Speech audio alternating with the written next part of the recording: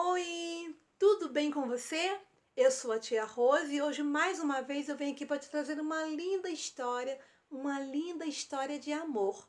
E essas histórias, ou a sequência dessa história já começou e ela é baseada nas cores dessa bola. E a primeira história que nós contamos foi sobre a cor amarela, que lembra as ruas de ouro que tem lá no céu de Deus. Então, se você ainda não assistiu essa história, corre lá para você acompanhar direitinho. E a próxima história, que a gente já contou também, que também está aí na descrição, ela vai falar sobre a cor preta, sobre o pecado. Então, como o pecado entrou no mundo, que foi através de um homem, que é Adão.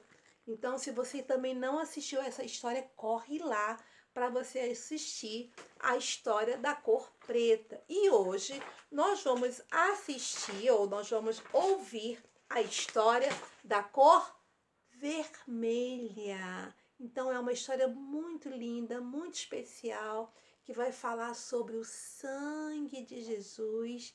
Então, olha, se liga para você assistir. E eu vou começar a história contando como foi o plano de Deus. Ele precisava mandar Jesus ao mundo. E como ele fez isso? Ele escolheu uma mulher, que foi a Maria, para que ela pudesse ser aquela que seria a mãe do Salvador.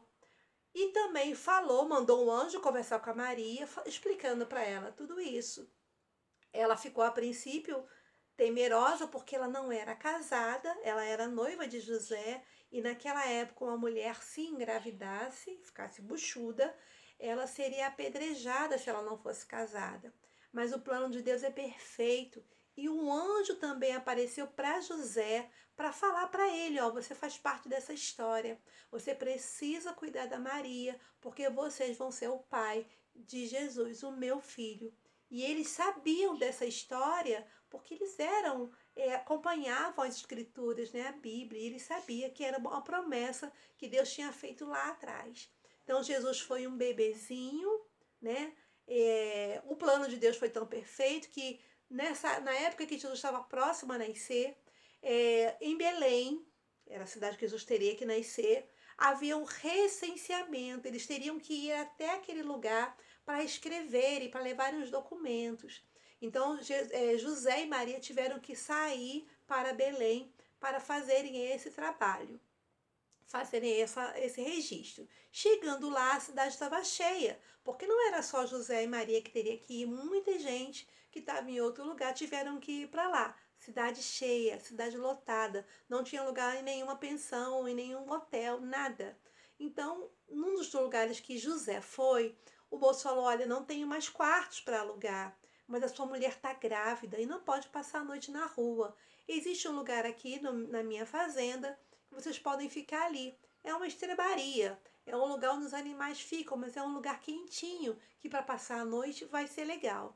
José então foi para lá com a Maria, ficaram ali naquele lugar quentinho, mas não cheiroso, não limpinho. E naquele dia Jesus nasceu. Jesus nasceu e foi colocado numa manjedoura, que é um lugar onde os animais comem. Então Jesus foi colocado ali, Maria encheu de palha, levou com certeza algum lençolzinho, e ali Jesus nasceu. Vários pastores, reis ficaram sabendo sobre o nascimento de Jesus. Anjos chegaram até alguns deles e falaram. Os anjos cantaram, os pastores ouviram e visitaram Jesus, foram até aquele lugar. Quando você nasceu, também você recebeu visitas, então é normal visitar, receber presentes. Isso tudo também aconteceu com Jesus. E Jesus foi crescendo, foi um menino, foi um adolescente, foi um adulto. E como adulto, Jesus começou a falar do amor dele para todo mundo. E muitas pessoas chegavam até Jesus para pedirem ajuda, porque estavam cegos, porque não ouviam, porque estavam com fome, porque queriam ouvir as palavras que só Jesus tinha de vida eterna, de paz. E Jesus curou muitas pessoas. Jesus foi conhecido por todo lugar, uma multidão, várias pessoas seguiam a Jesus.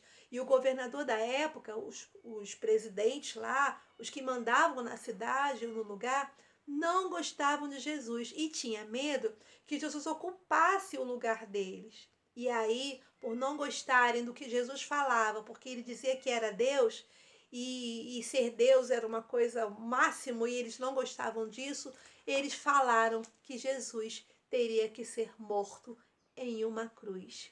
E o nosso Jesus, o nosso herói, foi colocado numa cruz. Antes de morrer aqui na cruz, ele precisou carregar essa cruz. As pessoas zombavam dele, as pessoas riam dele, colocaram na cabeça de Jesus uma coroa de espinho, onde ele derramou sangue ali. Pregos foram colocados na mão dele, no pé dele. Ele sofreu por mim e por você. Jesus nunca tinha cometido pecado. Ele não era um ladrão, porque a morte de cruz, ser colocado em uma cruz, era uma morte para os piores ladrões, os piores marginais morriam numa cruz. Mas Jesus não tinha feito nada disso. Ele era bom, mas ele foi colocado nessa cruz. Mas ele falou para alguns que o acompanhavam nas curas, que os acompanhavam nas palestras, nas histórias que Jesus contava, que ele morreria, mas que no terceiro dia ele ressuscitaria, ele voltaria a viver. E realmente isso aconteceu. Jesus foi colocado num sepulcro, numa tumba, num buraco, mas no terceiro dia, quando as mulheres foram lá para visitá-lo, ele não estava, ele havia ressuscitado.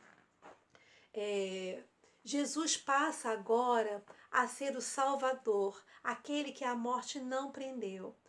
A Bíblia diz que o salário do pecado, o pagamento pelo pecado é a morte. Mas se Jesus nunca pecou, e a morte não o prendeu, a morte não o segurou. Ele ressuscitou, ele voltou a viver no terceiro dia. E a partir desse momento de ter vencido a morte, Jesus passa a ser a ponte que leva o mundo para o céu.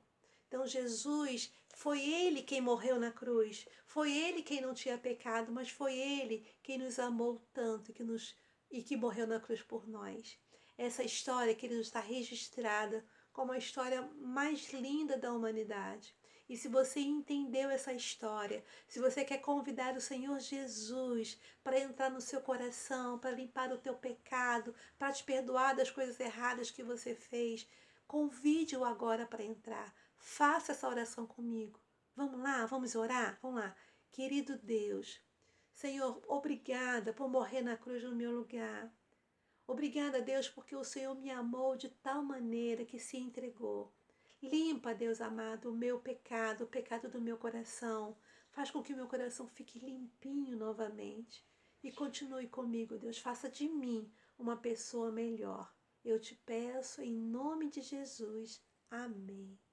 Querido, se essa história foi legal para você, se ela falou ao teu coração, compartilhe, inscreva-se no canal, aperte aí o sininho para você ser um dos primeiros a ouvir as próximas histórias. Ainda não acabou, faltam ainda mais 2 cores, então não perca, ok? Foi muito bom estar com você, que Deus te abençoe, que Deus te dê um dia feliz e um dia de paz, tá bom? Um beijo, fique com Deus. Tchau.